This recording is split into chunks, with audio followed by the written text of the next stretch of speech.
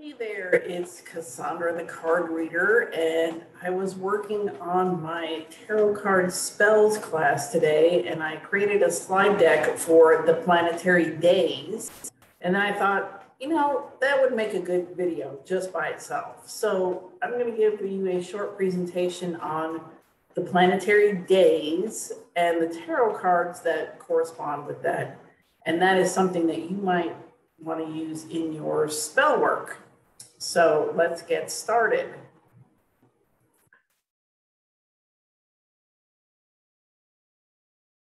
All right, so this is my first presentation I have created in Canva because Microsoft products are really starting to irritate the crap out of me. And so it's like, there has to be a better way. And Google Slides are not that great, but Canva is, by contrast, that great. So anyway, let's talk about the Planetary Days. So hidden in plain sight, esoteric knowledge in the days of the week. Who knew? Who knew? Sunday is the day of the sun. Surprise, surprise. Wow, Sunday. And so that's an easy one because you get it. Sunday is the day of the sun. Sunday corresponds to the sun card.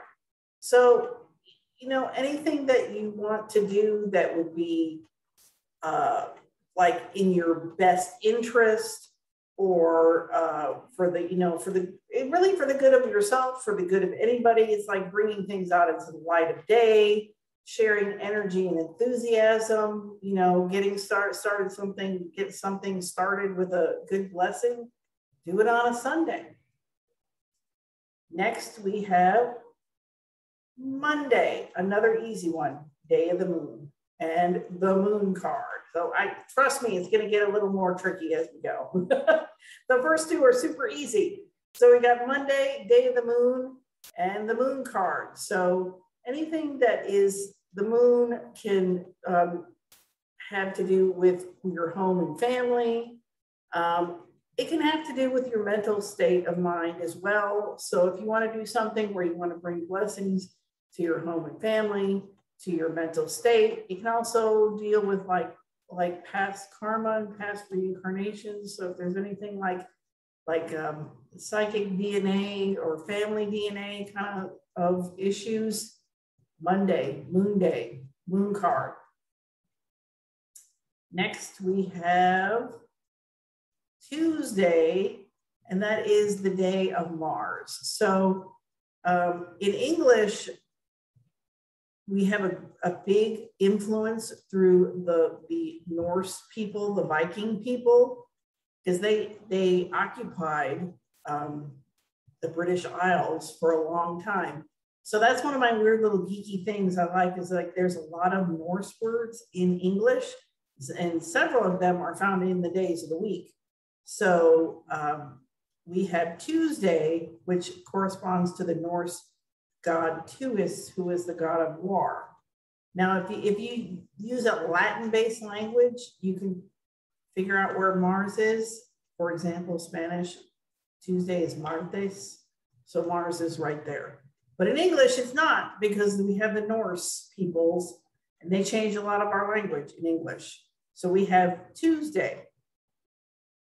So the card I choose to correspond to Mars is the Chariot. Now, if you look at the Golden Dawn associations, it is not the Chariot. I won't tell you what it is, because once you go down that Golden Dawn rabbit hole, those associations never go out of your head.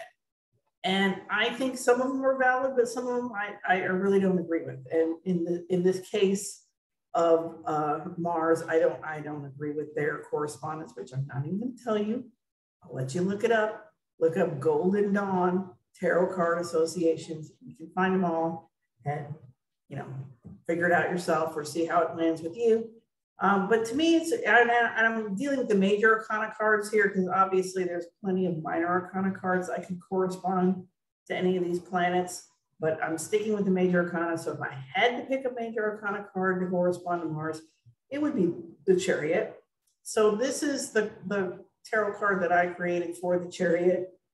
you kind of get the idea, because this is a trireme, a Greek trireme that was used in war, and they would just ram into other ships with this. But if you look at the regular chariot card that we're used to, it has, you know, a warrior on a chariot. So it gives that kind of action-oriented Mars flavor. So I would pick the chariot for Mars and Tuesday. Wednesday is the day of Mercury. In Spanish, it's miércoles, so you can see the Mercury in there. But for us English speakers, it's influenced by the Norse people who gave us Woden or Odin, making it Wednesday, Wednesday, Wednesday. Get it? Wednesday, Wednesday. Okay, so I had to just put a picture of the fleet-footed god Mercury here. And once again, if I had to pick a major arcana tarot card to go with Mercury, I would pick the Fool. I know that sounds crazy. That sounds very crazy, but you know, the Fool is kind of everywhere and nowhere. And so is Mercury. Mercury was the only god who could go between the underworld and go through the earthly realms and go up to the gods, and he could go anywhere. And that's kind of what the Fool does. And even if you look at the image, like here's the image of the card I made. This is the, you know, the Fool and his dog. And it's like, it kind of has that same feeling. So I would say for Wednesday, miércoles, that is the Fool card. For Thursday, that is the day of Jupiter. So in Spanish, that's jueves. So you can kind of get the J-U, Jupiter jueves.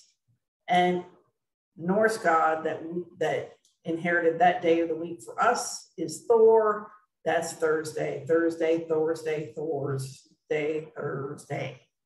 Okay, so for that major arcana card association, I picked the Wheel of Fortune.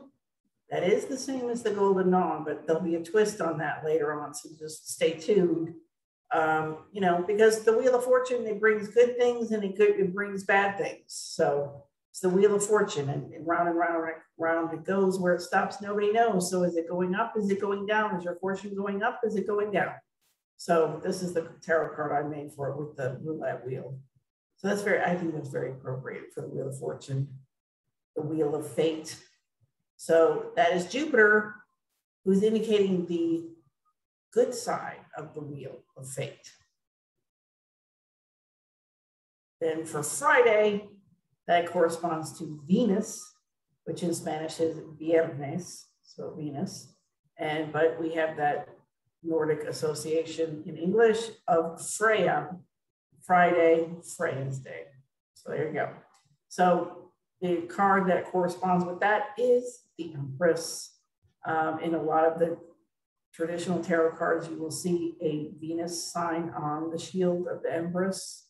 And so I think that's a good association because it's a sign of fertility and abundance. Venus is, among other things, and the Empress card is fertility and abundance. So there you go. Here's the tarot card that I made of the Empress. And yes, that is Madonna. That's Madonna. So next we have the last day of the week, which is Saturday, Saturn Day. That was the last one's obvious, no Nordic influence there. And once again, I choose the Wheel of Fortune, the Wheel of Fortune. And this is the Wheel of Fortune on the downturn. So Saturn is contraction and limitations and things decaying and falling apart. And so that's the Wheel of Fortune spinning on the downward trend. So you're on the downward trend of the Wheel of Fortune with Saturn and Saturday. So that is what I have for you. I think I have one more slide. My website is likeapsychic.com. So if you want to join the list, find out when I have videos. Also, I would like to just kind of do like mailbag readings. So if you want to send in a question, I can do a mailbag reading. And if you go to likeapsychic.com, I'll put a link in the description of the video. That's what I will do. That will tell you where you can put a question in for the mailbag.